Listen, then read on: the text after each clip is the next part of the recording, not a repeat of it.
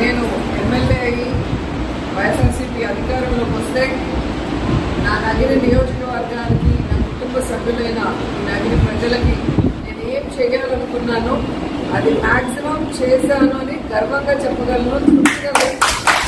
అంటే ఏ నియోజకవర్గాల్లో 40-45 ఏళ్ళు సీనియారిటీ ఉన్న ఎమ్మెల్యేలు మీరు అందరినీ చూశారు, మంత్రులుగా కూడా చేశారు.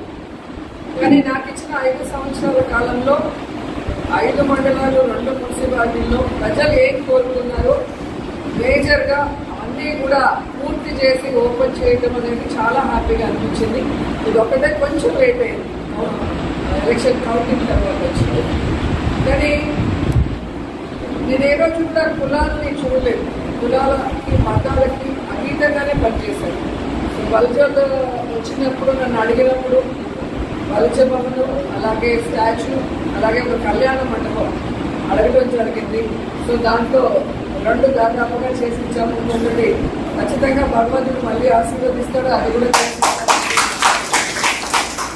అలాగే ముస్లిమ్స్ కోసం షాదీ మహల్ ఈ రాష్ట్రంలోనే ఏ నియోజకవర్గంలో లేనటువంటి విధంగా అద్భుతంగా పుత్తూరులో నియోజకవర్గంలో కట్టడం జరిగింది. అలాగే పార్కులు కట్టించడం జరిగింది. అలాగే మీరు చూస్తే ఎలక్ట్రిక్ క్రిమినేషన్ది గౌరవంగా చనిపోయిన వాళ్ళకి అంత్యక్రియలు చేసేది నగరి పుత్తూరులో మనం చేయించడం జరిగింది.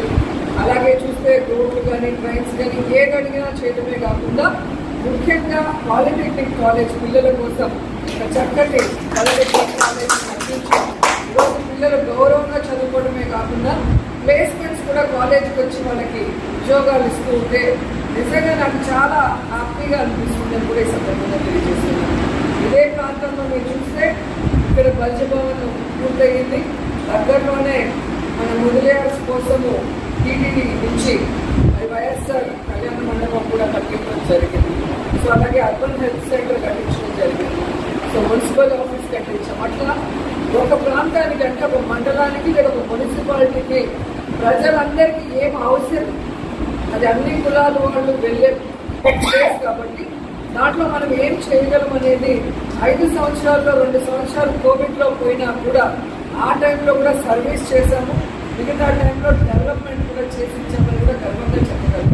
అలాగే డిగ్రీ కాలేజ్లో మీరు చూస్తే మనకి అసలు ఒక డిజిటల్ రూమ్ లేదు మీటింగ్స్కి కానీ పిల్లలకి ఏదైనా జాబ్ మేళాలను నిర్ణయించడానికి కానీ. సో టెక్నికల్గా మనకి ఒక పెద్ద రూమ్ ఆల్ ఫెసిలిటీస్తో కావాలి అంటే చారిటబుల్ ట్రస్ట్ ద్వారా రోజా చారిటబుల్ ట్రస్ట్ ద్వారా అది కూడా ఎలక్షన్స్ ముందే పూర్తి చేసి ఉండడం జరిగింది. అలాగే పుత్తూరు కోర్టులో రోడ్డు లేక గతుకులుగా ఉంటే రోజా చారిటబుల్ ట్రస్ట్ ద్వారా కార్ రోడ్డు కూడా వేయించడం జరిగింది.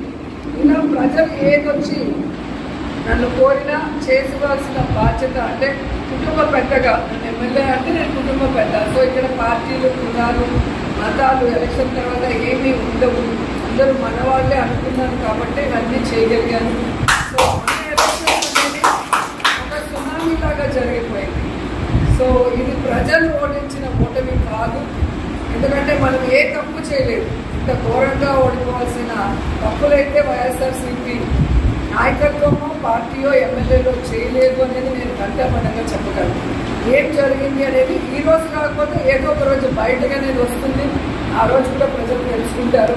కానీ ఖచ్చితంగా వైఎస్ఆర్ కాంగ్రెస్ పార్టీ మేము ఎమ్మెల్యేలుగా వర్క్ చేసినప్పుడే కాదు, ఇప్పుడు ప్రతిపక్షంలో కూడా మీకు అందుబాటులో ఉంటామని ఏదైతే మాట ఇచ్చామో ఆ మాట ప్రకారం ఇక్కడే ఉంటాము, మీ అందరికీ అందుబాటులో ఉంటాము. మిమ్మల్ని మా కుటుంబ సభ్యులుగానే మేము సో ఈరోజు నన్ను గుర్తు పెట్టుకొని నేను భూమి పూజ చేసిన ఈ బిల్డింగ్లో ఒకసారి అడుగుపెట్టి దీపం వెలిగించమని చెప్పి కోరినందుకు సోదరులందరికీ కూడా కృతజ్ఞతలు తెలియజేసుకుంటున్నాను. సో మీ సోదరిగా ఎప్పుడు మీకు ఏ అవసరం ఉన్నా నేను చేయగలిగింది 100% చేసి ఇస్తానని కూడా ఈ సందర్భంగా తెలియజేసుకుంటూ ఒక్కొక్కటి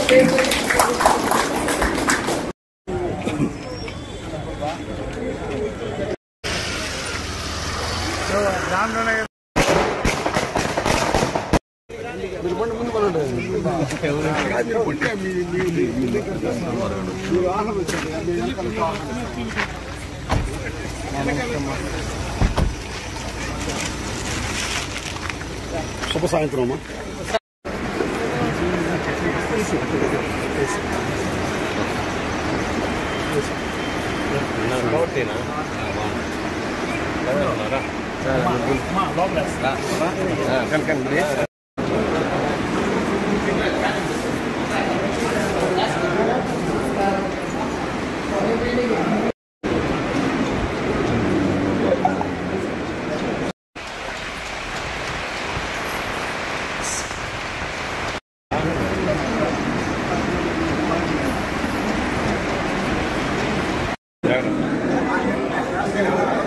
నలుపున వద్దా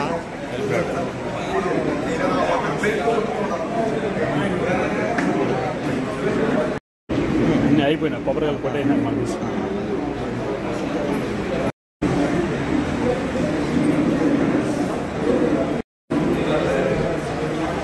అరే అరే రైట్ సార్ కొబ్బరికాయ కొట్టేదండి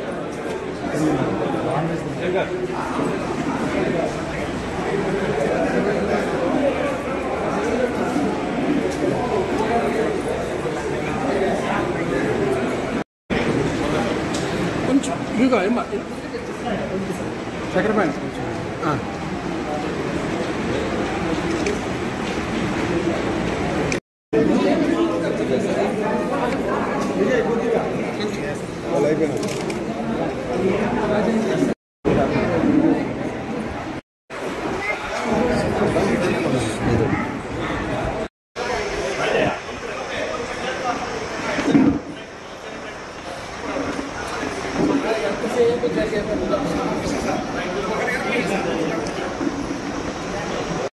ప్రారంభోత్సవానికి మరియు కొంతమంది జిల్లాలోని ఇతర పెద్దలు వచ్చారు.